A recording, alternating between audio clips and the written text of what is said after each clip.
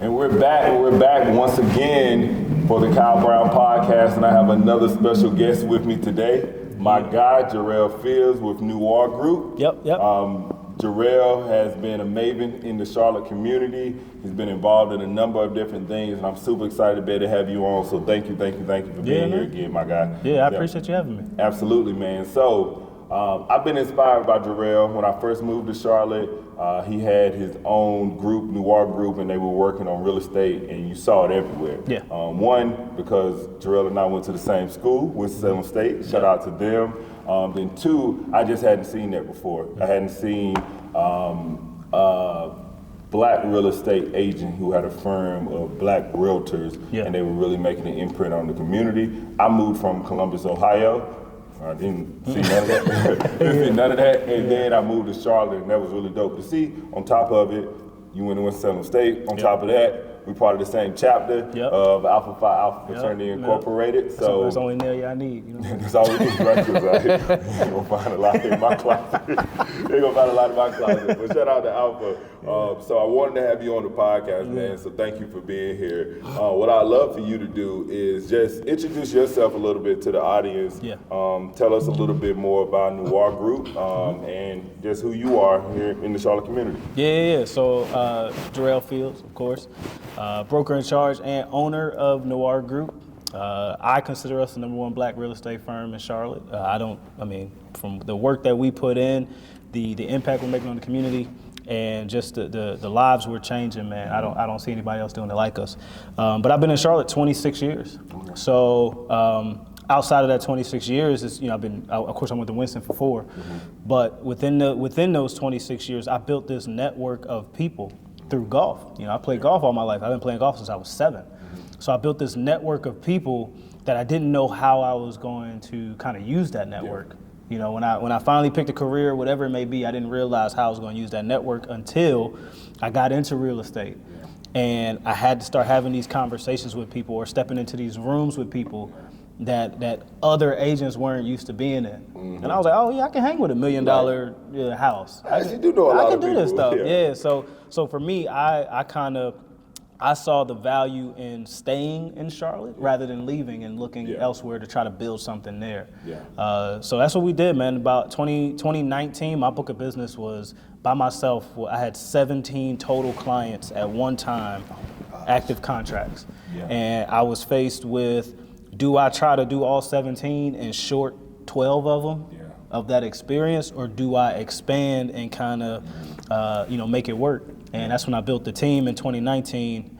And then turn of the year last year, we decided, it was time to do our own thing, man, and kind of give people a sense of pride. And, so we opened up the firm. So a quick rewind. You had 17 at one. 17 active clients. How does that come about, though? Like, you're at where you are now with Noire, and you are coaching, you are mentoring, and you're really building a brand across Charlotte.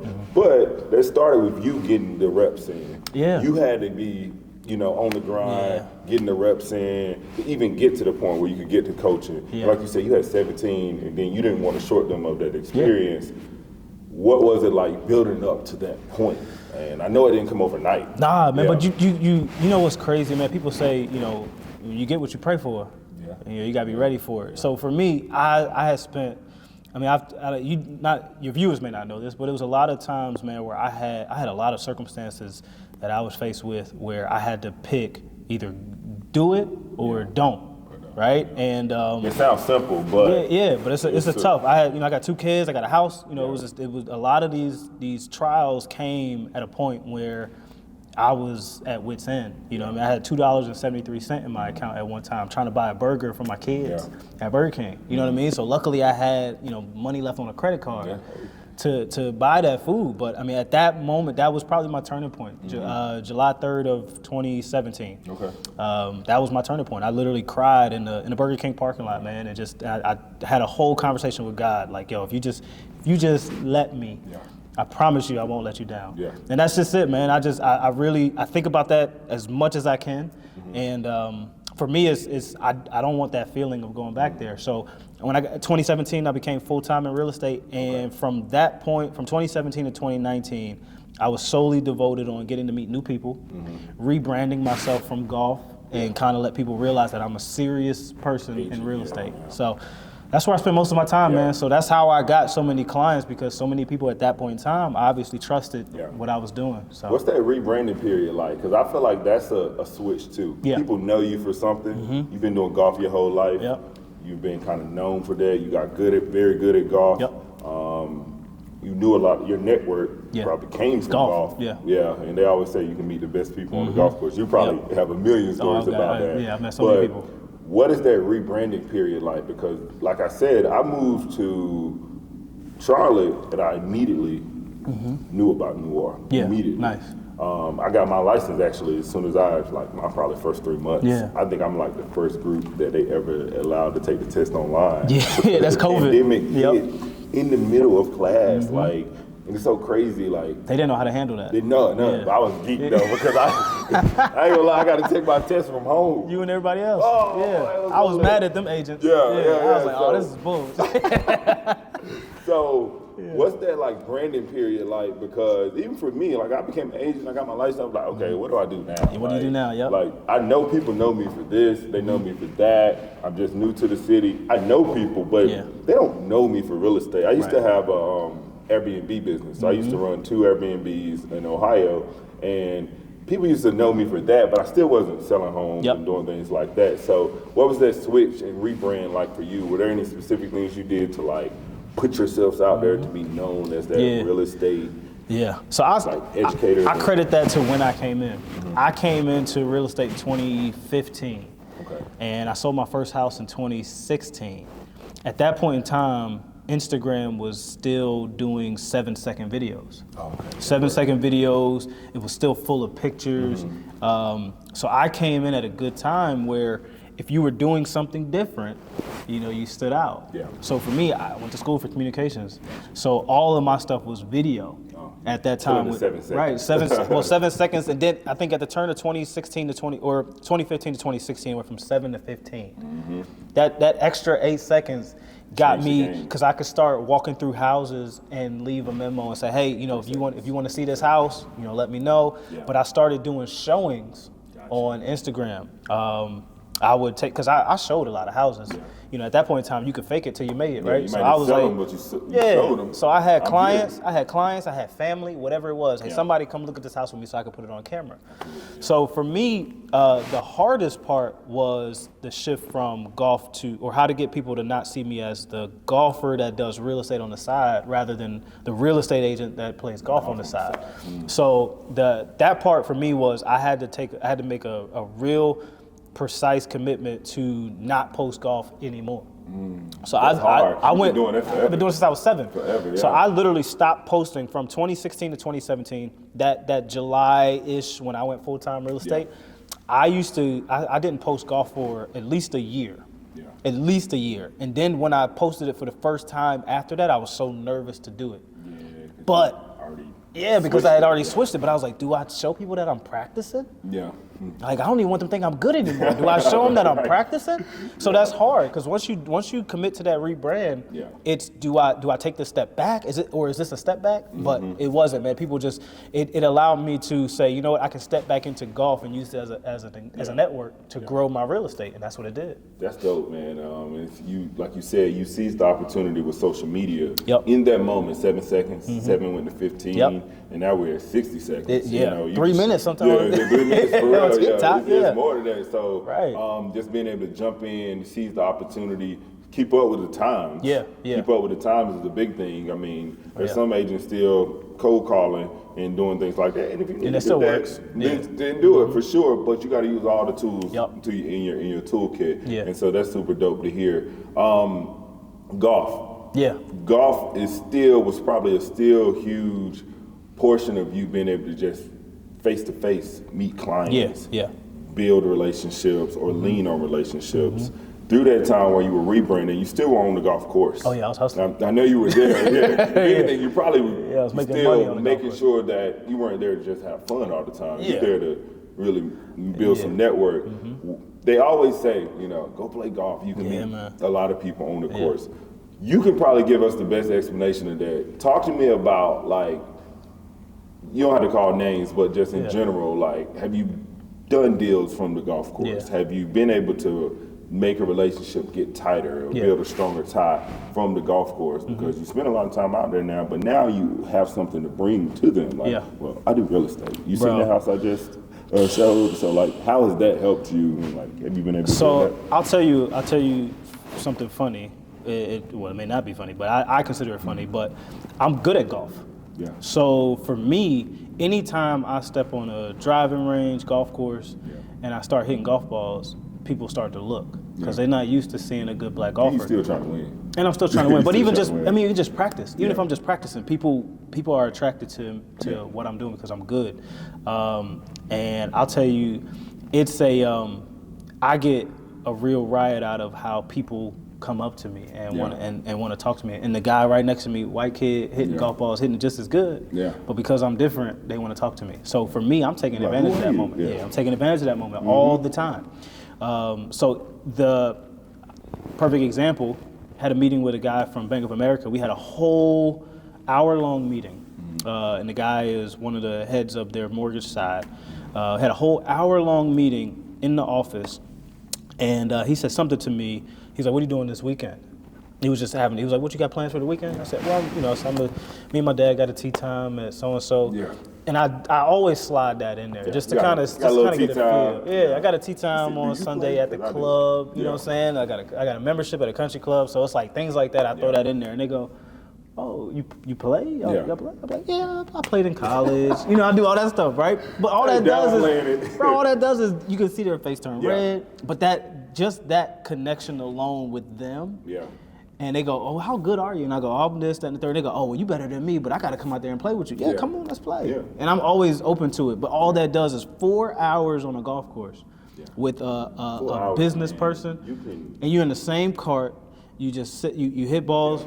You're talking to them for 4 hours. The amount of the conversations I've had with people on the golf course expand beyond business. But by the time we leave the golf course, the experience that they've had within that 4 hours, you don't spend 4 hours with somebody you don't like. Yeah, or just even your closest friends, like you don't even spend 4 hours with them. That's when they don't play golf or something like that, or a time where you have to sit and be with them for that moment. And that's hold to hold. Yeah, every single shot. They got to get back in the cart with you. Talk. Yeah. So you're constantly talking, and you have to have a true interest in who you're talking to.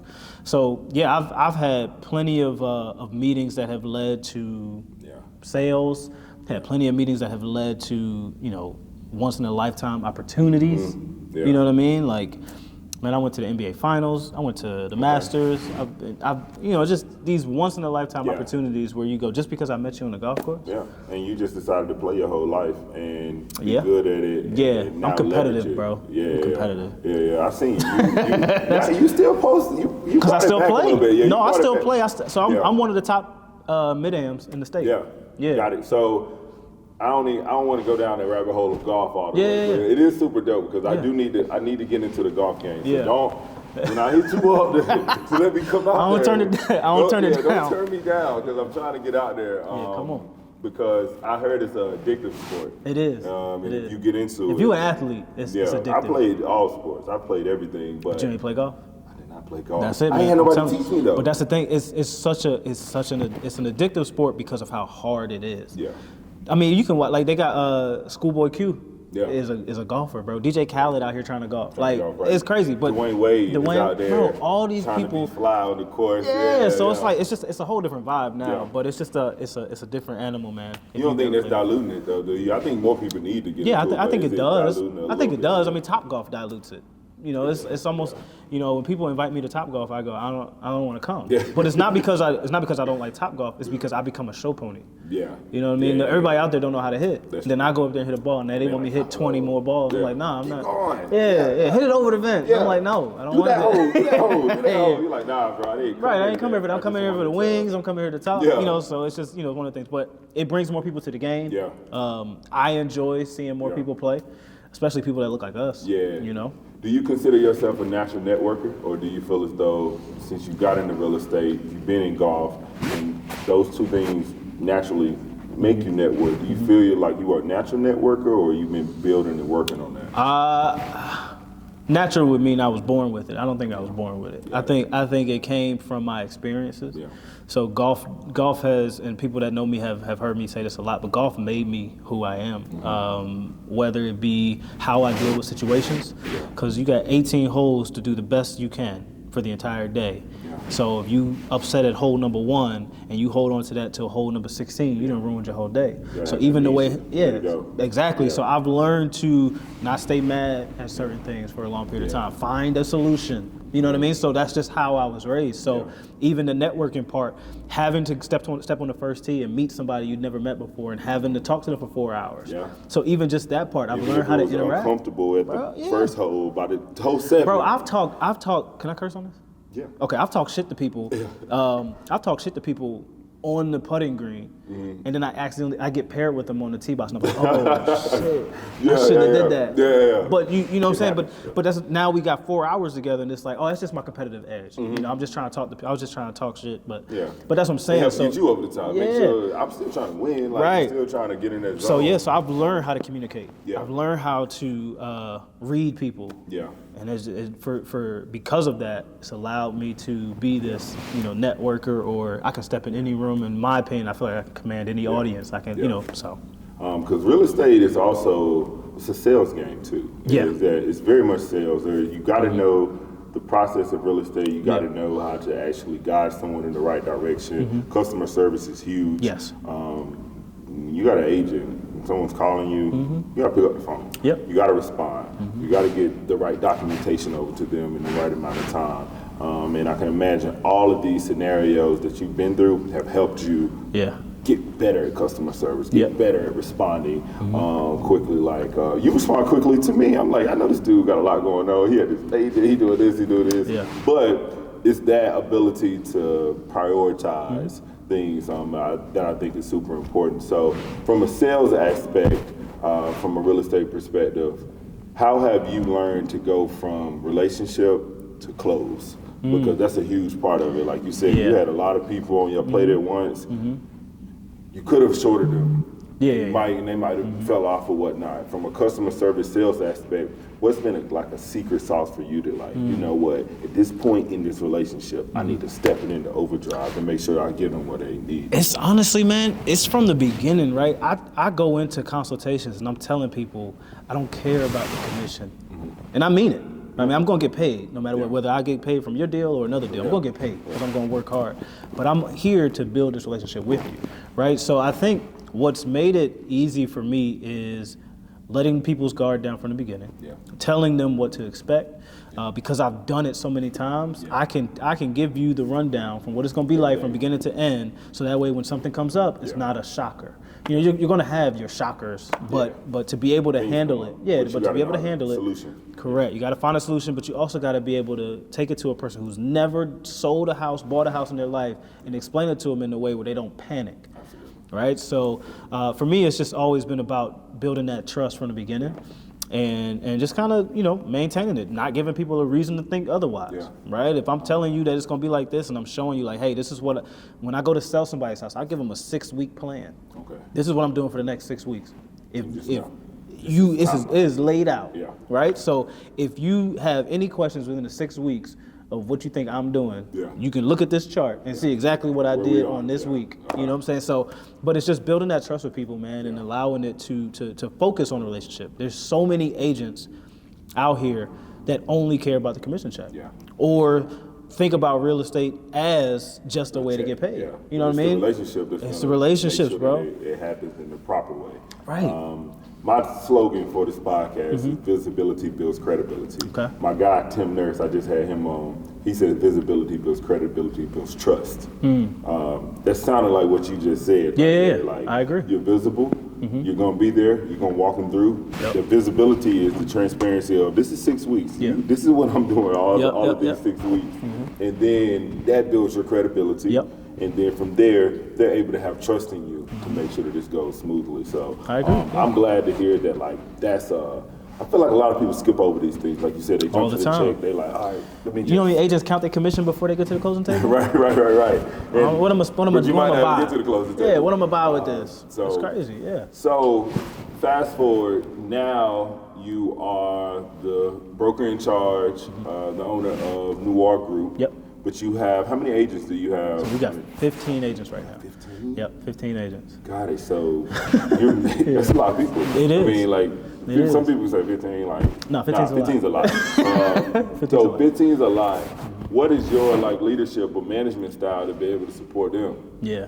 I mean, it's a good question. So I think my biggest role in their career is being available, right? My expertise, my credibility, those things are valuable. When you have a situation that you've never faced before, but you can call me and I answer and I can walk you through that experience because I've seen it. There's not much I haven't seen in real estate, and it's so crazy because I learned so much my first 2 years of full-time real estate that I've never faced again. You know, it's like I learned. Went through the. Yeah, you was like, damn, is every damn deal like this? Yeah. So, you know, when you have those experiences early on and you've overcome them, and you got these agents who haven't had that experience and haven't overcome them, now you can walk them through it and give them the solution. I think one of my agents said on the podcast, because I had him on my podcast, one of my agents said, you know, you created a orientation period for real estate. Oh, okay. Which real estate doesn't have. Yeah, you just jump in. You just jump in and got to figure it out. You ask yourself the same question: what do I do now? What do I do? Right. So all these courses. Exactly, and they don't teach you nothing about. Yeah, they just teaching you. They're trying to make sure you don't get sued. Yeah. They're trying to make sure you don't get sued That's it. in real estate. But actually, how to do the job, nobody does that. Yeah. And I remember when the only firm I joined was Costello. You were there at that point in time. You were coaching. You were doing a lot of courses. Did that help you just kind of mold like your expertise even more from a coaching perspective? It actually, it did, but it also let me know that what I knew in my head was way more valuable than what I should be giving out for free. I agree. So it was a value check. I was like, it was certain classes I was teaching. teaching. A lot. Yeah, well, but it was certain classes I would teach, and I would go, maybe I shouldn't say that part, because that's why people join my team. Yeah. You know, so and it got to a point where you start to teach and you start to say certain things, and you finding out how much people really care about what you think or what you say. Yeah. And I would have people come up to me after the class and go, "Man, that was amazing. I've never heard it explained that way." And at that point, you knew you're probably better off creating your own. No. Even then, I was still naive to the fact of this is what I should be doing, man. But I did a great job of not surrounding myself with yes people. You know, so I give credit to the agents that were with me at Costello because one in particular, man, I'm on the phone telling somebody something. They was like, "You should start your own firm." I was like, whatever, man, chill out. I ain't probably trying to do that. I got overhead. I ain't trying to do this. Yeah. I hung up that phone, man. She was like, "You making excuses." You know, I'm like, who are you talking to? I'm like, who are you talking to? Who are you talking to? That'll make you feel it. But when you surround yourself with people like that, man. Was it fear also? Yes. Fear? Yeah, always. I mean, I was so comfortable, and one of my favorite things to say is you got to get comfortable being uncomfortable. Absolutely. But I got so comfortable being comfortable that I wasn't expecting her to say that. Yeah. So for me, it was like, you right, you got to get back on your shit. Like you too comfortable. I'm in this chair, I got this office. Yeah. I'm like, man, I'm chilling. Yeah, but, it felt good. And you were still doing business. Exactly. Still selling homes. Yep. This is kind of what during that pandemic period. Yeah, 2020 to 2022 was when we kind of started shifting towards building it. And then, of course, we opened the doors in May of last year, so 2022. Got it. So what was that transition to Noire Group, Jerell, the owner, the broker in charge, being able to take that additional overhead, being able to take that additional responsibility? What was that like? That's still a jump. I'm about to say, what was it or what is it? That's just still here, bro. Yeah, you it's trust different. in the process. So. Yeah, it's a different animal, but I don't know anyone that looks like us. Yeah. I think I know a good amount of people, but I don't know any bigs specifically that look like us. So it's tough, bro. You got a mentor? Yes and no. Yes and no? Yeah, so I use John Costello. Okay. Yeah, gotcha. So me and John connect all the time. If I got questions, I can call him. Yeah. Which is, again, don't burn any bridges. If anybody can learn anything, don't burn any bridges. I tell people that all the time. I've never left a firm without telling the broker in charge that I was leaving and giving them critique. Yeah. Never. I've been to 4 firms, and I've never not done that. Yeah. And what that does is they're where you want to be. Yeah, absolutely. So why burn that bridge? Mm-hmm. And then when it comes time for you to build that and you have that relationship, like I said, I can call John right now and be like, yo, I got a question about this. Mm-hmm. You know, so it's he's very helpful, very open. But even beyond that, man, there's a lot of things that I didn't know, and I still don't know, about the business side to real estate, and I'm learning it. Yeah. But I'm, again, blessed enough to have established such a foundation with financially to where I got time to figure it out. And now you can like spread your time and scale appropriately to be able to support all of those 15 agents, man. Which is a lot. And people still emailing me, texting me, trying to get on. So it's just one of those things, you know. And I watched one of your shows. It was 2 or 3 year agents, and one of them said, Jerell has time. Like when I call, he picks up. Yeah. And I thought that was dope. Yeah. Like you could be very busy, like time consumed. Yep. But it was like when I call, he picks up. Yeah. And like it could be it's priority, bro. Yes, it's priority, man. I'm glad you make that your priority because they'll understand that. And they'll treat their clients the same way. They'll treat the relationships in their life the same way. So it's like leading by example. So I'm glad that you're doing that because they'll see that and it'll just keep being duplicated. And you never know. 2 years from now, you might have 50 to 75 to 100 agents. I don't know about that. You never know. You never know. That ain't you never know. But that ain't in the cards. Not yet. Yeah. But another special thing I realized about Noire is it is women heavy. Yeah, it's women heavy. So talk to me about that. Like you get slack about that. I mean, I think I don't get no slack. I don't get no slack. If anything, I got more business from it. I think it's genius. I think if this is my opinion, I think women are excellent real estate agents when they are knowledgeable. All in. When they know what they're doing. Yeah, know what they're doing from scope to implementation to the beginning to the end, I think they are. It's just, and you can say it makes it sexy. Even as a man, I think I would rather have a woman walk me through the house, show me the house. Yeah. So I thought that was genius. Can I tell you it was a mistake, or not even a mistake? Can I tell you that it didn't happen on purpose? Yeah, it didn't. It didn't happen on purpose. Yeah. So when I was at my previous firm, so before Costello, we started an accountability group. It was myself and 3 other guys and 4 other women. So it was all of us as accountability group. We were the only black agents in the office, and we were holding each other accountable. Literally. Did you do your cold calling? Did you go door knocking? That's it. That's all we did. But it got to that point where I had all those clients, and I needed to immediately give them the people that I could trust and walk through and be extensions of me. So when I gave them the idea of us becoming a team, everybody was in. So that was 4 guys, including myself, and 4 girls. So it was 8 of us total. When I made the transition to Costello, only 4 came. Everybody else was like, oh, I'm coming later. Yeah.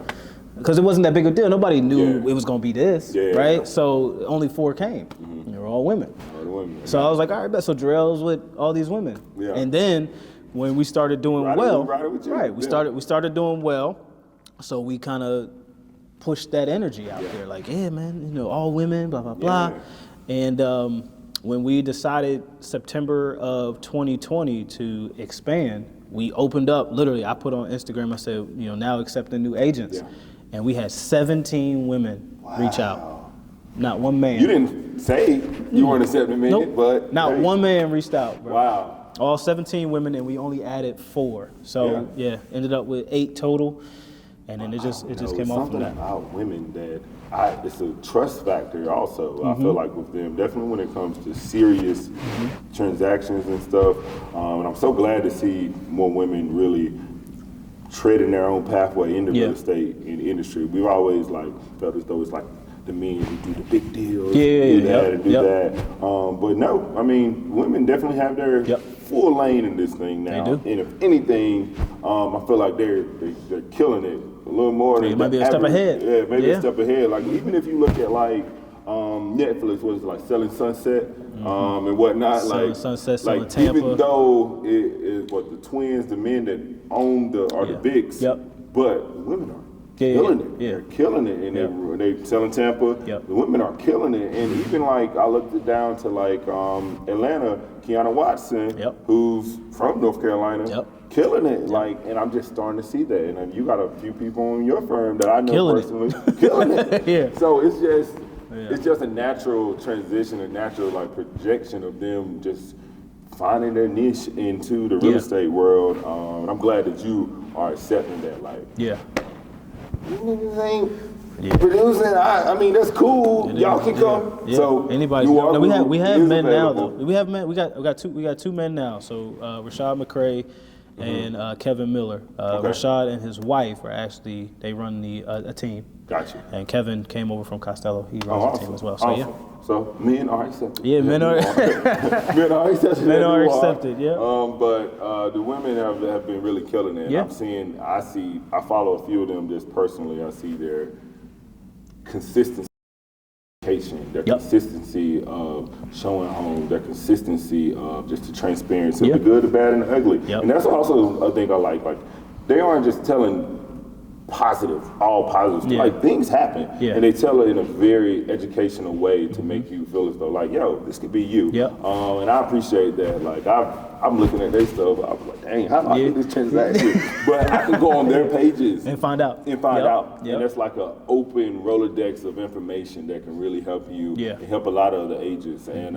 it makes Noire look like the subject matter experts, which is what I'm sure is just what you're going for. So that's awesome to see that you didn't carve out that lane for them, but they took that lane and you kind of serve as a platform of a group that allowed them to be a part of it. How is the coaching and the mentoring piece for you, being that big? Like, how is that, like, being able to, let me rewind. What does Noire do to support their agents from an educational perspective? Like, you know what I'm saying? You've done a lot of coaching beforehand. What do you think is like, you don't got to get your secret sauce up, but what do you think is that staple that you all do to ensure that this is like the Noire brand and Noire style? I'm gonna tell you, right? I mean, our slogan is "Find out why we're different," right? And the reason it is that way is because you can join any firm, you can be an agent anywhere. What makes us stand out? What makes us different, right? And I think what makes us different is the atmosphere, the culture of what we breed. When we opened the doors, before we decided to add new agents, I told every single person that was interested in coming on, I told them exactly what to expect. Don't expect KW. Don't expect Caldwell Banker. Don't expect these big firms. What you're going to get is me 100% of the time. You got a question, I'm going to answer it. But we're going to build stuff from the ground up, and you're going to be a part of that build. We're going to build training. We're going to build scripts. So all of this stuff is no longer just going to be in my head. It's going to be out in the forefront. But we all are going to work together, and all of you are going to feel as though you play a big role in this growth. You're a stakeholder. Exactly, and it's so hard to feel that way at any other firm. No matter how, 400 plus agents, 600 plus agents. How do you feel like you have a voice? A stake in that firm. Right. So, and I think that's important. My goal was not to build the biggest and baddest firm and have the most amount of agents, but I want everybody to know I want customers, clients, whoever you may be, to see the brand and recognize us all as that extension of great. In my head, it's going to be out in the forefront, but we all are going to work together, and all of you are going to feel as though you play a big role in this growth. You're a stakeholder. Exactly, and it's so hard to feel that way at any other firm. No matter how, 400 plus agents, 600 plus agents. How do you feel like you have a voice? A stake in that firm. Right. So, and I think that's important. My goal was not to build the biggest and baddest firm and have the most amount of agents, but I want everybody to know I want customers, clients, whoever you may be, to see the brand and recognize us all as that extension of greatness, right? For example, I never got a contract accepted because I was an agent at Costello. I never got a contract accepted because I was an agent at Caldwell Banker. I've had 4 contracts from my agents accepted because they were with Noire. Never had that in my life. So for me, I'm looking at that as value. sure. You put an offer in, for example, I had one agent put an offer in $16,000 less than the highest offer. The agent that was listing the property emailed me and CC'd me and emailed her saying, basically, I'm only accepting this offer because you're with Noire.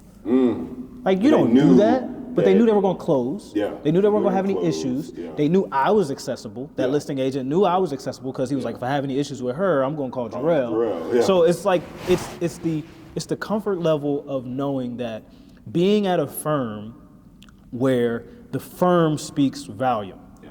You can be a bum at KW. And people are going to be like, are you a good agent or a bad? They still don't know. They don't know. But the standard around Charlotte, I can guarantee the standard around Charlotte, they know that if they're dealing with a Noire agent, they're dealing with a good agent. I agree. So I've never had that before. Yeah. So that's one of the things that, again, that quality of credibility is sick. And then now that's a leg up. Bro, that's a leg up. Yeah, huge leg up. So that's really dope to hear though. Because like you said, like, they accepted the offer that was $16,000. Bro, 16 grand. But which is a lot. That's a lot of money. That's 16 grand. Yeah, they could easily be like, nah. But 16 grand. How you would take that one? From that point on, we're gonna close this thing though in a matter of weeks, and we're gonna be good to go. All because of where they hang their license. And I'm sure your agent also had good reasoning. Yeah. Why to go 16 below, or and had a very good conversation with the client to say, this is where we need to go. Right. And at the same time, it would influence that agent to say, this is where we should be, and you all should accept it. And that's a piece in real estate that you can't find that on any board. No. You can't learn that in any class. No. Like, there's a negotiation piece. There's a piece of, stating your point of why this is important and why this isn't important, and why you should accept this versus that. So I'm glad to hear that, like, you have trained, but you've also, they were already naturally go-getters that they were gonna let you know the value that they and I think that was probably the best part of the process of picking out of those 17 agents that we interviewed. The best part of that process was being able to sit across from them and actually figure out who they were and then be right about it. Yeah. Like, that was it. Yeah. Oh, damn, I was right. Is the big thing, because we only brought in 14, we only brought in 4, and so we interviewed 17. And I still, to this day, remember 3 or 4 that we were on the fence about. None of them are in real estate anymore. Oh, really? So not one of the 4. You're a good recruiter too. Yeah, you're a good recruiter. You can choose talent. You choose talent because dang, none of them in. So none of them are in real estate anymore. And that was 3 years ago. Wow. So that's what's up though. So you were able to choose good talent, and now from there, more talent has come in, and I'm sure it'll keep on rolling in. But also, you got 15 to take care of now. 15 beasts. So just growing from that nucleus and seeing where it goes from there. So. Doors have been open. Has it been a full year yet? No, it'll be a full year May 1st. Got it. You just did like a gala or something, right? Man, we did our grand opening. So we did a launch party. Okay. Which, another thing, man, that was probably the check mark I needed. Really? Because we invited, we had 150 people max total that we can fit in that room, and in 3 weeks, so we announced the launch party April 14th. So the party was May 12th. Gotcha. So less than just 2 days short of a month, and in 3 weeks we had 160 people. The week before the event, the lady who ran the building said, "Hey, the adjacent room, nobody booked it, so you now have the space for that other room." So we opened up, we started sending out more invites. We ended up with 194 confirmed guests, right? When I got there, because I didn't know who fully accepted, because we had people checking people in and stuff like that. We knew it was going to be a big event because it was 190 something people. You knew that, But when I tell you, man, we had 47 agents show up. Really? Not wanting to be a part of it, not wanting to join Noire. There were 47 black agents that just wanted to celebrate what we were doing, bro.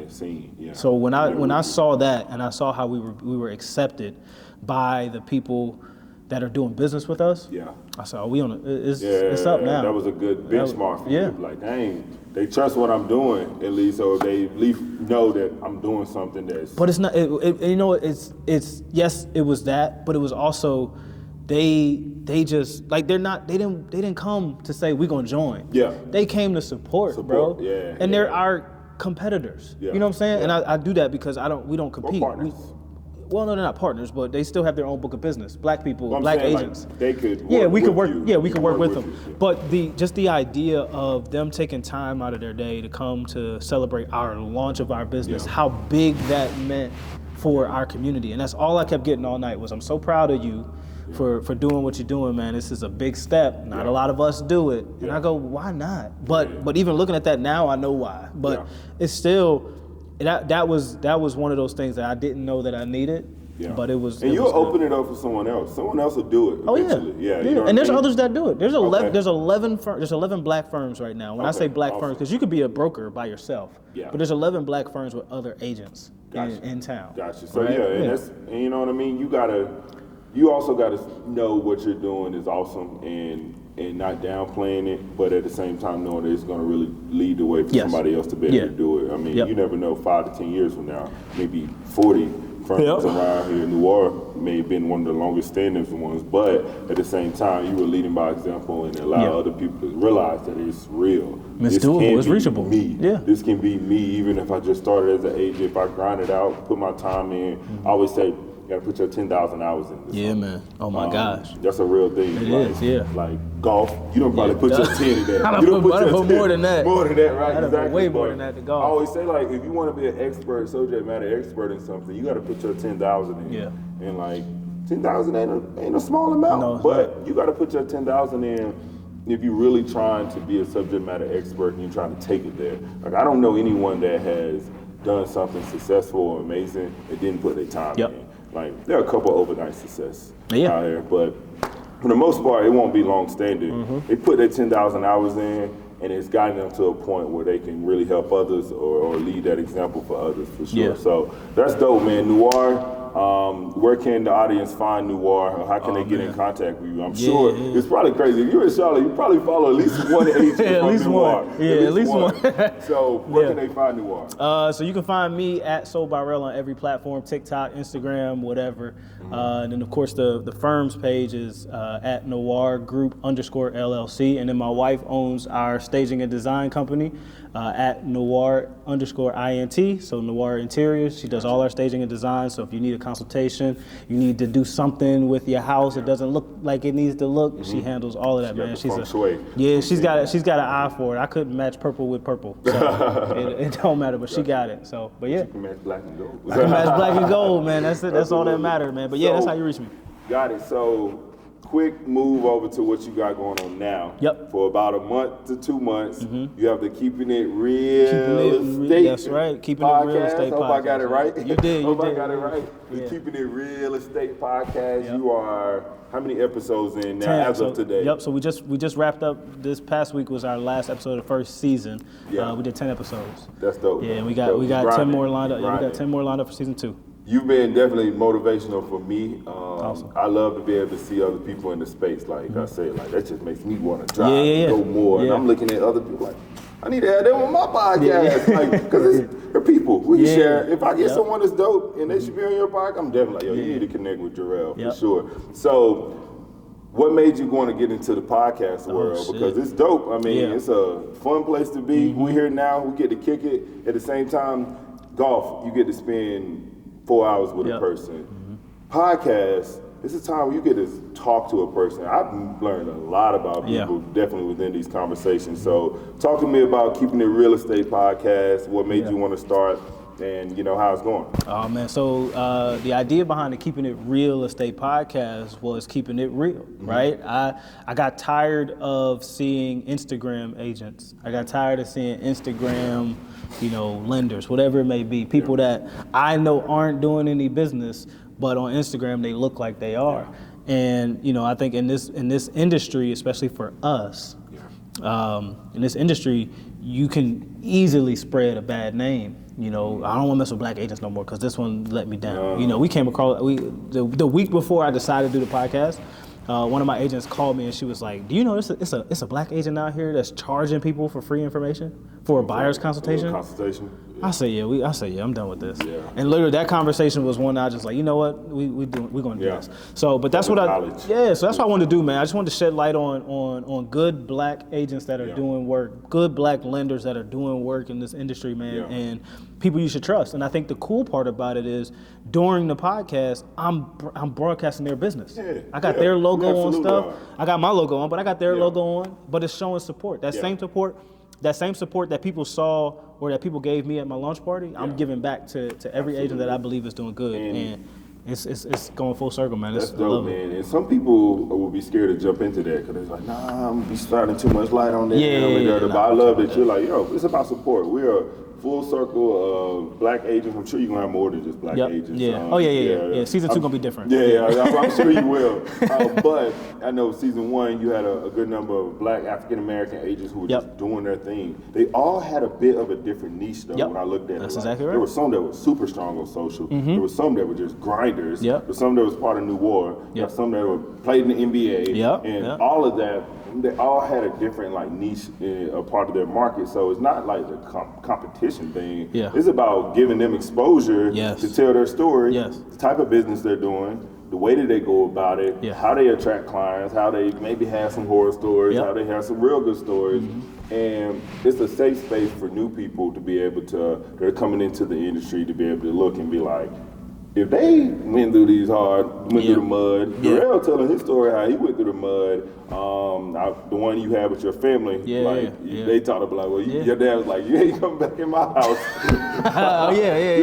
But in general, like, it's the vulnerability of it that allows people to feel comfortable knowing that you're gonna hit some walls in this real estate world. Like, you may not sell nothing immediately, but you gotta keep grinding, you gotta keep going, and eventually your time will come if you put the work in. So they should definitely keeping it real estate. Keeping it real estate podcast. It's on YouTube, Instagram and YouTube.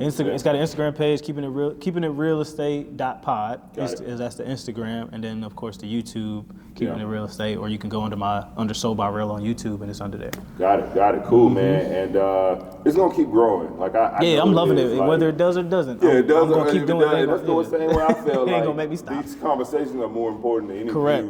That's correct. That's out there. That's correct. Now, if you get something from it, absolutely, I love that.